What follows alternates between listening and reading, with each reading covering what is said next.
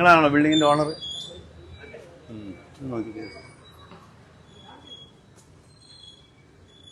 എത്ര വരുന്ന ടോട്ടല്?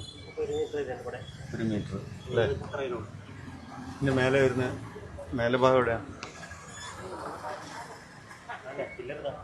ഈ പില്ലറിന്റെ എവിടേക്കുള്ള ഈ ഭാഗം ഉണ്ടല്ലോ,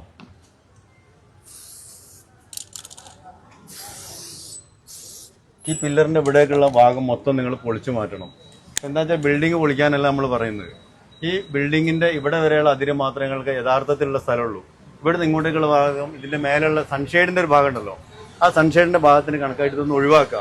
ആളുകൾക്ക് അവിടെ നടന്നു പോകാൻ പറ്റണം. അതേപോലെ ഇതേപോലെ തടസ്സങ്ങൾ ഉണ്ടാവരുത്.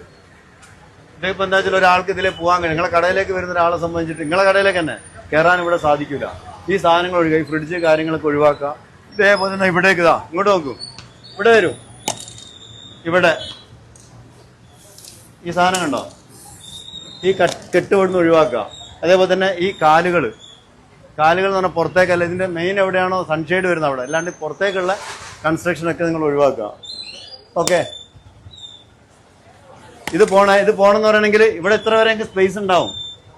ഏകദേശം ഇത്ര വരെയൊക്കെ നിങ്ങൾ സ്പേസ് ഇവിടെ ഉണ്ടാവും. പക്ഷെ ഈ സാധനം പൊളിക്കേണ്ടതാണ്, എന്നാലും ഇങ്ങനെ ഒരാൾക്ക് പോകാൻ കഴിയുള്ളൂ.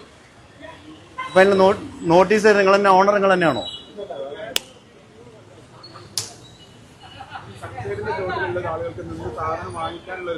തീർച്ചയായിട്ടും. ഇത് പഴയ ബിൽഡിങ്ങുകളാണ്. പെടവണ്ണപ്പാറ പറയുമ്പോൾ ഒരു ജനസാന്ദ്രതയുള്ള ഏരിയ ആയതുകൊണ്ട് ഇവിടെ ഉള്ളത് കൊണ്ടിട്ടും നിന്ന് വാങ്ങാനുള്ള സ്ഥലം കൂടിയില്ല, പ്രത്യേകിച്ച് ഒരു ജംഗ്ഷനാണ്. അപ്പൊ അതുകൊണ്ടാണ് ഇപ്പൊ ശരിക്കും പോകേണ്ടത് മൊത്തത്തിൽ എന്ന് പറയുമ്പോൾ പുതിയ ബിൽഡിംഗ് ആണ് ഇവിടെ ഉണ്ടാക്കണമെങ്കിൽ ഈ റോഡിന്റെ അലൈൻമെന്റ് ഒന്നും മിനിമം ഒരു 3 മീറ്ററെങ്കിലും വലിച്ചിട്ട് വേണം, പ്ലസ് പാർക്കിംഗ് പ്ലേസ് വേണം. അതിപ്പോ കഴിഞ്ഞോളന്നില്ല.